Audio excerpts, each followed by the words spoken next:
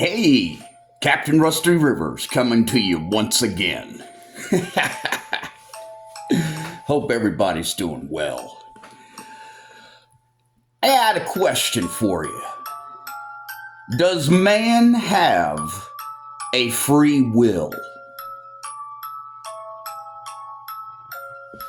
Now, if you're a modern day Christian, basically your entire theology is based on the idea that mankind has free will given to him by God. Right? Yeah. So, when somebody ends up eternally in a Saddam Hussein torture chamber pit that we call hell, it has to be their fault, right? Because they had free will. They had a choice, you might say. Well, did they really have a choice? That's what we're going to be discussing. I want to treat this kind of like an outline of things to come, videos to come. It's really just a audio and visual reminder for me personally of the subjects that I would like to cover. Does man have a free will? Man.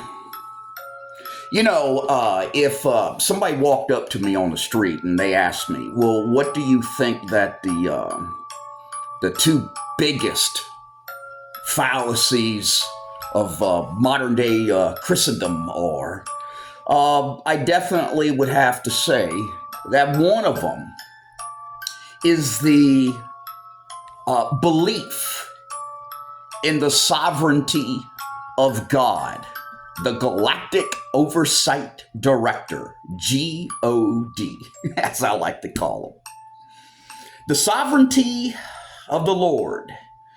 Now, you know, I have had many conversations with my fellow Christian friends, and yes, I do consider myself to be a follower of Christ. At least I try from this dark place. But anyways, the sovereignty of God. Well, you can get your average Christian friend to tell you that he believes that God is all powerful, God is all good, and God is all knowing. Let's see, what are those three words? Let's see, all powerful would be omnipotent, all knowing would be omniscient, and all good, I guess, would be omnibenevolent. Probably a better word. But like I say, I never sit down to write this shit out. I just talk about what's inside here. Yeah. Anyways, the sovereignty of the Lord. You see, in my opinion, and by the way, this is all just my opinion. If somebody truly believed in the sovereignty of the Lord, that he truly created everything, that he truly is in control of everything, that he truly already knew the outcome of everything. In other words, if somebody really believed that God was all good, all powerful, and all knowing, and he was totally in control of everything, and he created everything, that's almost an affront if you try to then argue for the existence of free will. I think it was somewhere around the time of Emperor Justinian. Up to about that point, gosh, I have forgotten more than I can even remember. But up until that point, there really was no concept of free will. Okay? And you could look up Martin Luther or Calvinism, and they kind of, this kind of falls into line with that, with predestination. Okay? That's a good word. You ought to look that one up. Predestination, or Martin Luther, and or Calvinism. Anyways, I think it was Justinian, and he wanted to create this big hoopla about a declaration, an edict that God was all good, and God's love was eternal. Okay, that's an interesting word, eternal. It's a Latin word. That's where we get the word eternity from. Our concept of forever. Once again, the modern day Christian. When somebody goes to hell, you ask them, well, what's going to happen? And they say, well, they're going to suffer forever. They're going to be in hell for eternity. Yeah, pretty rough. Well, man, these super priests and all under Justinian, once they got to talking about God's love being eternal, well, then the flip side of that, because, people usually think in terms of opposites or black and white, that they had to acknowledge or create the idea that, well, if God's love is eternal, then God's punishment also must be eternal. You see how those two kind of go hand in hand, at least in man's mind. But yeah, I think it was around the time of Justinian. Hell, I'll probably look it up after this video. But anyways, there was, you can see where this argument got started, with if somebody goes to this thing called hell, this concept, this modern concept that started developing in the Christian church, because it was not always there. Okay, that's the first thing you need to know. For example, the word Sheol, it's a Hebrew word. That gets translated in many of the Bibles, like the King James Version, 31 times, hell, and it gets translated 31 times, I think, into the grave, and I think 3 times into the word pit, the pit. Sheol. Yeah, the old Hebrew word. And of course, this harkens back to Hades, or, for the origination in Greek mythology, and then heaven, the Elysian fields, or, Mount Olympus. There's so much that goes into what we believe in today. But getting back to free will. Well, the very first thing an opponent arguing for free will would say to me is, well, we make choices. We have choices, and so we're able to choose. And if we're able to choose, that's a demonstration of free will. But is it? A computer has a myriad of choices. But yet, is anyone going to argue that the computer has free will? Probably not. Choices is not free will. Like ordering off of a menu. It's there's a myriad of things that goes into why somebody chose a particular thing off of a menu and why they didn't choose something else. Maybe the something else wasn't even there. Maybe the waitress gave a suggestion about today's daily special, and that was their choice. Choices are not free will. You see, every single choice that a human being makes is almost predetermined by causation, circumstances. What was going on at the time? What happened before? What was going to happen afterwards? You see, in order to have a will that is free, you have to be able to make a decision, to make a choice that is completely free from all circumstances. Now, before we go any further, let's think about that for a second. Go ahead, and if you can, I want you to think of a free will decision that you personally have made that was completely free from all circumstances and causation. I'll wait.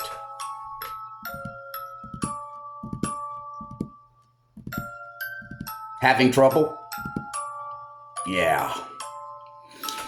You see, there is no such thing as a free will decision, because every decision, every choice that you make is always influenced by your surroundings, influenced by an event, influenced by biology, influenced by other causation factors. Okay? Now, who is in control of everything? Remember now, you good Christians now have said that God is sovereign, and you believe in the sovereignty of the Lord, right? He is the one that's in control of everything. You know, where is it at that it said something that even the Lord, is aware about the flutters of a butterfly wing? Who do you think made that butterfly wing flutter? Who caused this? Who caused that? Who put into place the setup for events unfolding? Who created everything? Now, I know what some of you might be thinking. Whoa, wait a second, Rusty. Satan, the devil, he's responsible for a lot of this stuff. Well, I ask you a question. Who created Satan? Did not the Lord say, I created Satan by my own hand to roam around to see whom he may devoureth? I forget the verse. Yes, indeed, the Lord created Satan. Even the Lord himself said, I'll probably get this quote wrong, but he said something to the effect. He said, I created the heavens, I created the earth, I created the oceans, I created the light, I created the darkness, I created good, I created evil. Who is like me? No one. No one is like God. God is God. He is completely sovereign and has absolute power. Absolutely. He is responsible. Only the Creator can be responsible, and his creation can only be accountable. Now that's going to be another video. See, I'm reminding myself.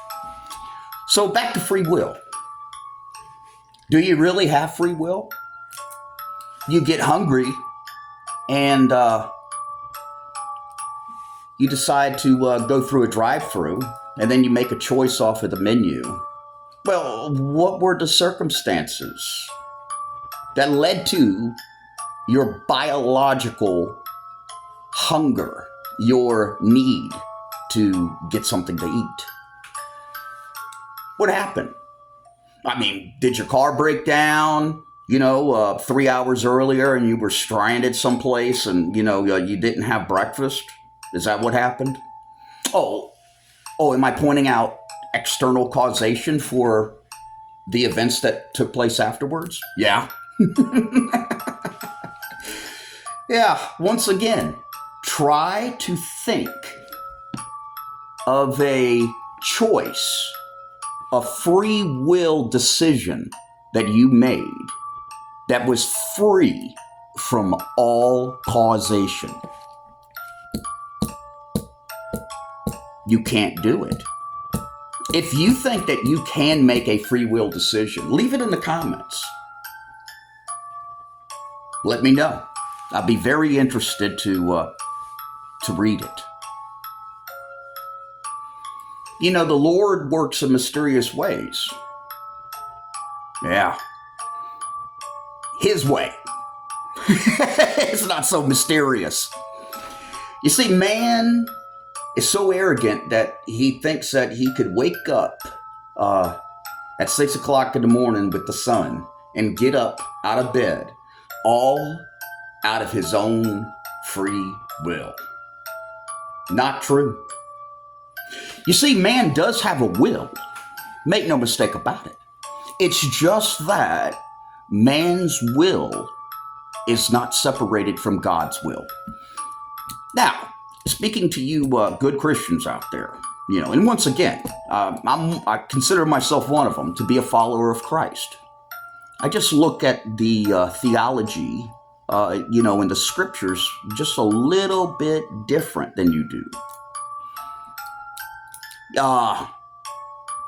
Can a man truly arrive at a decision that is free from God's will?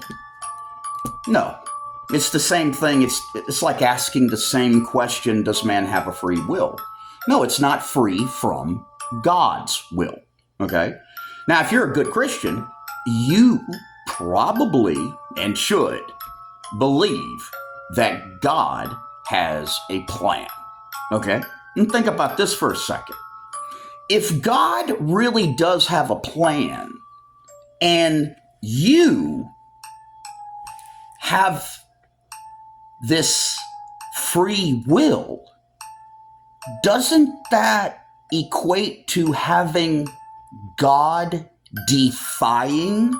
power? Think about that for a second. If God has a plan and he's going someplace, and this whole thing around us is going someplace, okay? And then along comes you, his creation, and you decide, well, you're going to thwart God's plan.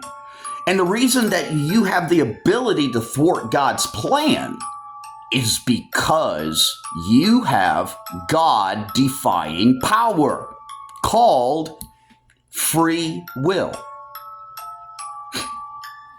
It doesn't make sense when you look at it that way, does it?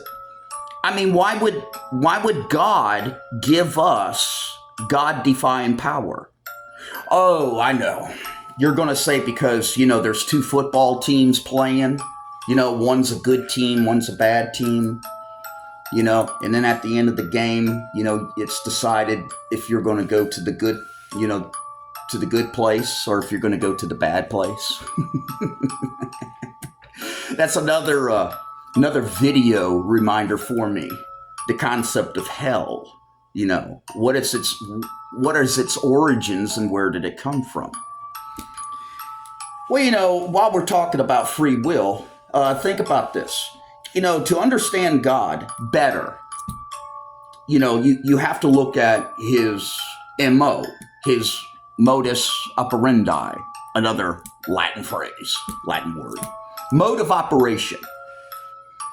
Look at one of the earliest stories that were given as an example, okay? Y'all all have watched the Ten Commandments. You've all watched Moses, defy God.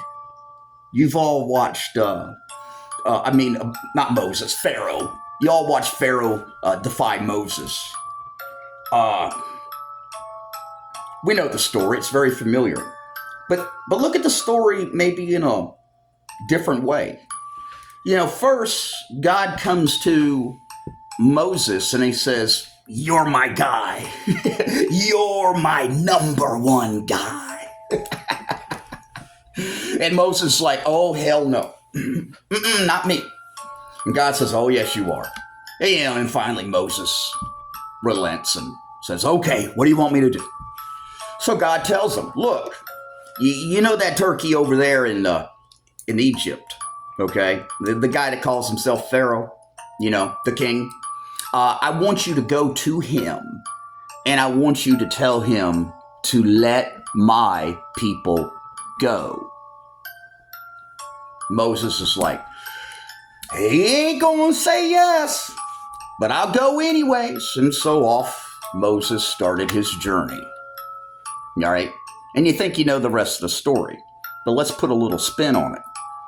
We are told in our translations and our different Bibles that basically right after God gave this instruction to Moses to go to Pharaoh and tell Pharaoh to let his people go, we're told that the Lord went next to Pharaoh and hardened Pharaoh's heart. Well, hold on a second. Now imagine your boss at work, okay? You're a heavy equipment operator and he tells you, "Listen, I want you to take that machine right there and I want you to go over there and I want you to knock that side of that building down." And your employee's like, "Okay, I'll do it." And so then he goes and he starts his journey over there to the wall to knock it down just like you asked him to. But in the meantime, before your employee gets there, you the employer, you go over there and you fortify that wall. You make that wall unbreakable. You add steel, more concrete, more mortar, and man, you just pile it on. Well, by the time your employee gets there, he's not going to be able to knock that wall down. Well, that's the same thing that the Lord did to Moses. He gave Moses a very specific instruction. Go over there and tell Pharaoh to let my people go. And then the Lord went and he hardened Pharaoh's heart. The Lord knew the outcome. The Lord knew what was going to happen. He wanted Pharaoh to say no. He wanted Pharaoh to say no almost 12 times. And each time Pharaoh said no, the Lord then was able to demonstrate his power. Until the last one, the firstborn of Egypt, which eventually gave us the Hebrew holiday of Passover, when the Lord had the angel of death come and kill every single firstborn whose entrance to their house was not marked on the posts and the lintel with the blood of a lamb. Future allusion to Christ coming. But anyways, I digress, as usual. Doesn't sound like much of a free will situation to me that the Lord handed to Moses. Sounds to me like the Lord had a plan and everybody was going to follow his plan. I don't see any free will in there whatsoever. Now, if you do, if you could show me where there's some free will expressed in that story, I'll be glad to read it. Yes, indeed. Free will. Well, what was the whole purpose? Where did this concept even come from?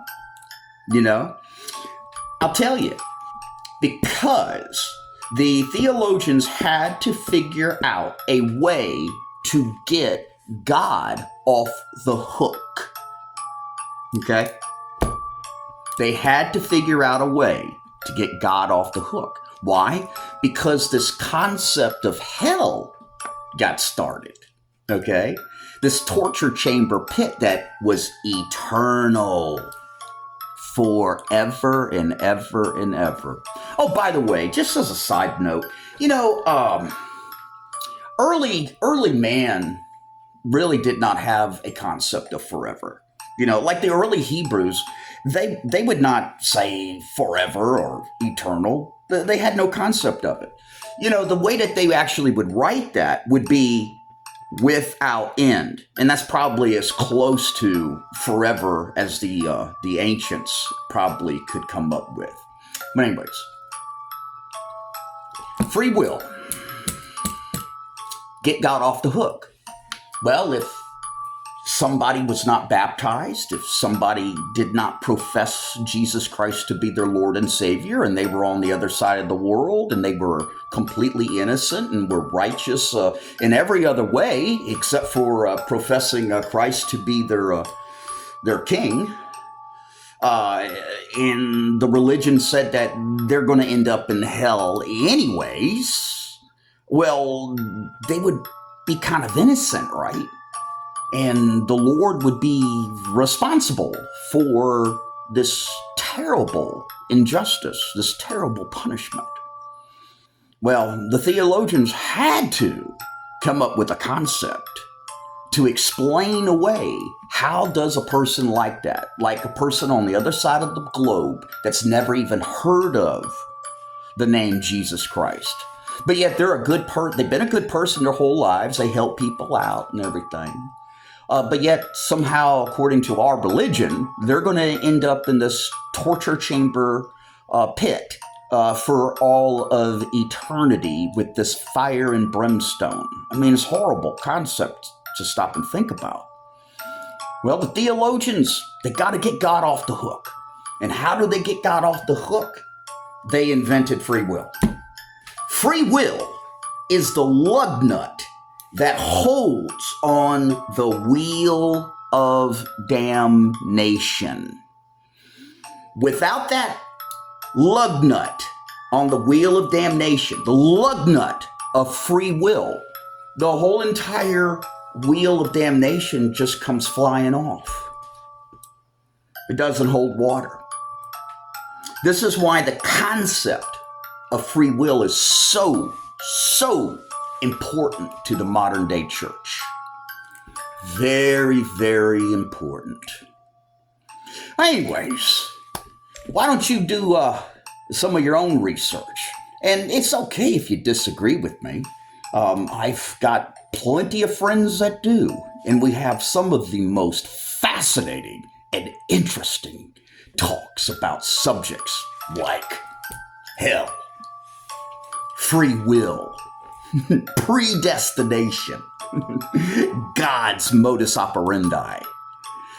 These are concepts that I have dealt with for a very, very long time. And one of the things that led me to the study of ancient Greek and ancient Latin, although the origination for my original motivation was I wanted to be a marine biologist. And everything had Greek and Latin words.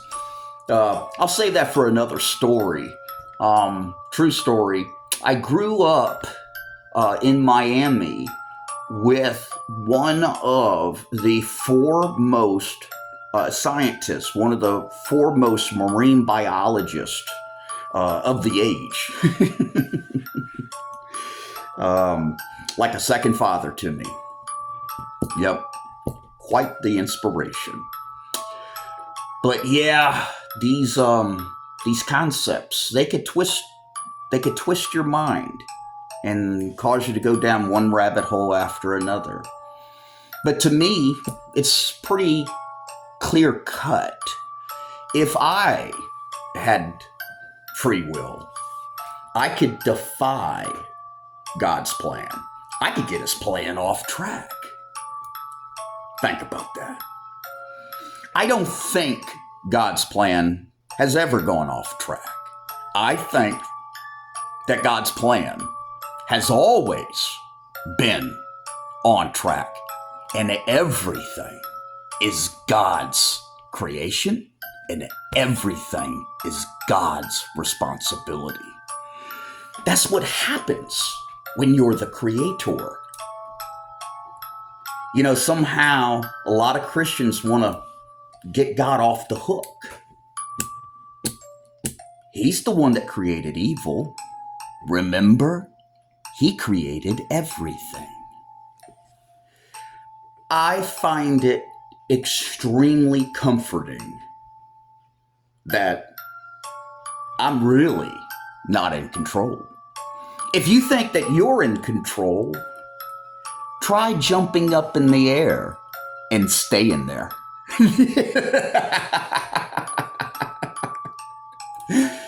Yeah. Everything that has happened to you, everything that's happened to me, everything that's going to happen to you, and everything that's going to happen to me, God already knows, and it's part of his plan. You're going to have a lot of choices along the way, but those choices are not free from the causation of God's will. Everything from why you were up on top of that roof trying to fix that leak, to why you happen to be sitting in that car at exactly 4:15 in the morning in front of 7-Eleven. Everything has a causation. And if your choices are affected even in the most infinitesimal way, it is not free. And it is all part of God's plan. And with that, I'm Captain Rusty Rivers, signing out.